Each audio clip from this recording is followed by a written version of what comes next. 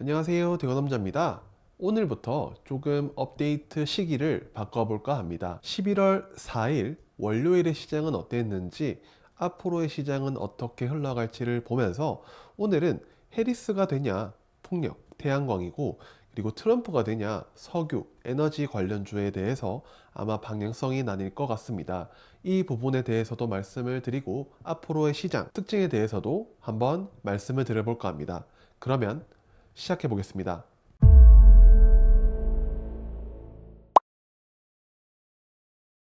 제가 생각한 주요 뉴스 탑5를 보면, 첫 번째는 LG 에너지 솔루션이 벤츠에 46파이 배터리 공급을 할 예정입니다.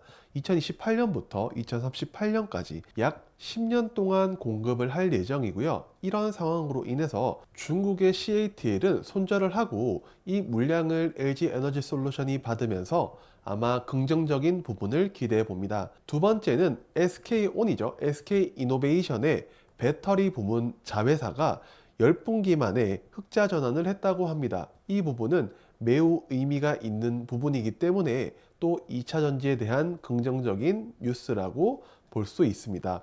세 번째는 현대로템이 내달 MSCI 편입 1순위가 거의 확정적이라고 합니다. 이달 20% 넘게 상승을 했고요. 아마 이 패시브 자금이 들어오면서 추가적인 상승이 나올 수도 있지만 세론에 대해서는 주의를 하셨으면 좋겠습니다. 다음은 LG화학이 중국의 제세능원이라는 회사와 NCM811에 대해서 소송전을 하고 있고, 이 소송에 대한 1라운드가 이달에 판정이 될 예정입니다. 이 결과에 따라서 CATL이 NCM811 배터리를 탑재한 전기차가 이런 결과에 따라서 판매가 금지될 수도 있는 상황이 있는데, 시간이 꽤 오래 걸릴 것이기 때문에 이 이슈로 인해서 변동성이 꽤 나올 가능성도 한번 보셨으면 좋겠습니다. 다음은 에코프로 BM이 내년 1분기까지는 코스피로 이전 상장을 완료할 계획이라고 합니다. 에코프로 글로벌과 합병을 한 이후에 코스피 이전 상장을 할 예정이기 때문에 이 부분에 대해서 조금 늦춰졌다는 점, 그리고 내년 1분기까지는 코스피 시장으로 이전 상장을 할 거라는 점까지 보셨으면 좋겠습니다. 전반적으로 2차 전지에 대한 뉴스가, 긍정적인 뉴스가 많이 나오고 있는 것은 사실이기 때문에 이 부분을 주의 깊게 보셨으면 좋겠습니다. 그래서 종목을 볼 텐데요. 지수를 이끄는 종목 중에 반도체를 먼저 보겠습니다. 삼성전자와 SK하이닉스를 볼 텐데요. 아마 두 기업의 차트는 조금 나뉠 것으로 생각됩니다. 삼성전자는 밑에서 꾸역꾸역 올라오고 있는 상황, 반면에 SK하이닉스는 바닥을 확실히 돌리면서 위에서 박스권에서 놀고 있는 상황을 볼 때 하이닉스가 조금 더 우위에 있다고 볼 수 있습니다. 그래서 SK하이닉스가 삼성전자보다는 좋은 흐름을 보여주고 있기 때문에 우리가 반도체를 본다면 삼성전자보다는 SK하이닉스를 보는 게 낫지 않을까 라는 생각입니다. 두 번째는 배터리셀 2차 전지 쪽인데요.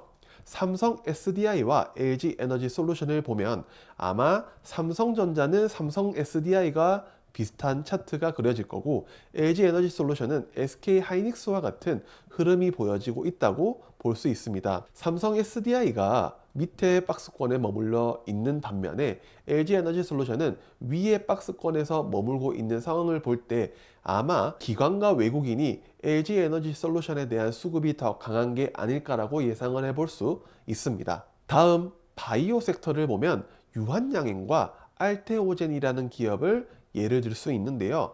둘이 그래도 앞에 반도체와 2차 전지 배터리 셀보다는 조금 더 강한 모습을 보여주고 있습니다. 그래도 차트 자체가 이 위로 올라서서 위에서 박스를 그리고 있는 상황, 알테오젠도 마찬가지로 올라와서 박스를 그리고 있는 상황, 아마 지금은 바이오가 주도 섹터라고 해도 과언이 아닌 상황입니다. 그래도 둘 중에 비교를 하자면 유한양행이 알테오젠보다는 11월 4일에 더 강한 거래대금으로 강한 양봉을 띄워줬다는 점을 볼 때 아마 유한양행보다는 알테오젠에 대한 시선이 더 가고 있지 않을까라는 것을 예상을 하면서, 아마 많은 분들이 생각을 하겠지만 주도주에서 놀아야 된다는 것은 꼭 명심을 하셨으면 좋겠습니다. 그래서 이제 지수를 볼 건데요. 코스피 지수를 먼저 보면 오늘은 피보나치로 코스피 지수를 보겠습니다. 올라가도 부딪힐 자리가 보인다는 것을 주의를 해야 됩니다.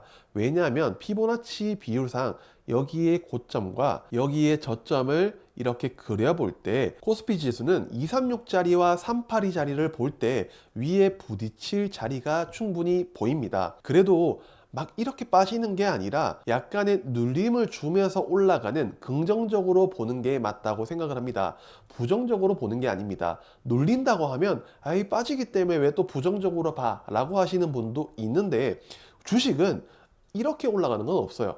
이렇게 파동을 그리면서 올라가기 때문에 눌림은 어느 정도 나올 수 있다는 것을 보면서 코스피를 보셨으면 좋겠습니다. 다음은 코스닥인데요. 코스닥은 2차 전지와 바이오가 조금 급하게 올라온 감이 있기 때문에 만약에 내일 올라간다면 다음 자리를 볼 거고, 내일 올라가지 못하면 740포인트 정도까지는 약간 눌렸다가 다시 올라갈 수 있는 가능성을 보면서, 그 이유로 하나는 미국 대선이 있기 때문에 불확실성으로 충분히 빠질 수 있다는 것을 보면서 시장을 바라보셨으면 좋겠습니다. 그래서 우리는 시장 조성자 중에 기관과 외국인에 대한 수급을 볼 겁니다.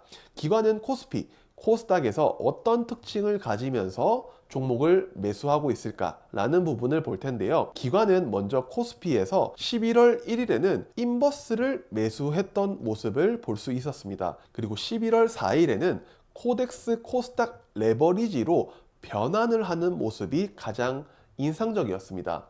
그리고 코스닥에서는 코스닥 시총 상위를 골고루 매수를 하는 것으로 변환을 했다는 점이 매우 의미가 있었습니다. 무엇보다 코스닥에서 코스닥 시총 상위 관련주를 또 연속적으로 매수하는지를 보면서 이제는 코스닥을 조금 더 긍정적으로 보구나, 아니야 코스피를 더 긍정적으로 보구나 라는 부분을 충분히 우리가 예상해 볼 수 있는 힌트가 나올 것 같습니다. 그리고 외국인의 수급도 같이 보겠습니다. 외국인은 코스피에서 지수 상위 관련주와 인버스로 포지션이 변화를 했습니다. 갑자기 오늘 인버스를 매수를 하면서 외국인이 아마 미국 대선 때문에 인버스로 같이 베팅을 한 게 아닐까, 지수 상위와 인버스를 동시에 매수를 했다는 점이 특징적이었습니다.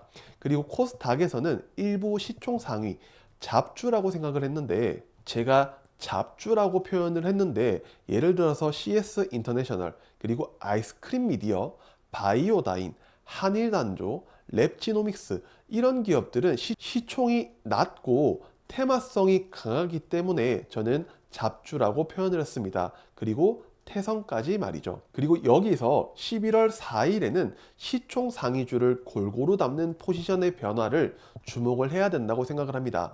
그래서 우리가 여기서 볼 수 있는 거는, 잡주가 판치는 시장은 그렇게 긍정적인 시장으로 볼 수 없지만 시총 상위를 골고루 담는다는 점은 시장이 굉장히 긍정적으로 변했다는, 또 신뢰가 있는 수급이 들어왔다는 것을 예상해 볼 수 있을 것 같습니다. 마지막으로 제가 좋게 보는 섹터를 하나 가지고 와봤는데요. 타이거 게임 탑10 ETF를 가지고 와봤습니다. 제가 보는 이유는 11월 14일부터 국제게임 전시회인 지스타 박람회가 개최를 합니다. 오늘 이 ETF의 구성 종목을 볼 텐데요. NC소프트와 크래프톤이 가장 많은 비중을 가지고 있고, 그 다음에 넷마블, 시프트업, 펄어비스 등등 게임 종목을 전반적으로 담고 있는 ETF입니다. 이 타이거 게임 탑10 ETF의 경우 박스권을 보면 상단의 박스에 위치한 것을 볼 수가 있습니다. 그러면 우리는 여기를 기준으로 다시 중간에 선을 하나 그으면서, 그러면 우리는 이 ETF를 이 14일에 열리는 국제게임 전시회 지스타까지 이 박스를 돌파를 하는지, 그래서 새로운 신고가 영역을 보여주는지, 전반적인 흐름이 어떻게 나오는지를 보면서 이 5월에 들어왔던 강한 거래대금, 그리고 10월, 11월에 들어왔던 이 강한 거래대금의 위치가 이 박스권의 상단에 나왔다는 점을 보면 이 부분은 지지의 자리로 충분히 작용할 수 있기 때문에 저는 이 게임 ETF를 지지가 강한 자리이기도 하고 앞으로의 일정도 있기 때문에 충분히 긍정적으로 봐도 되지 않을까라고 해서 소개를 드립니다. 오늘의 영상은 여기서 마무리하도록 하고요.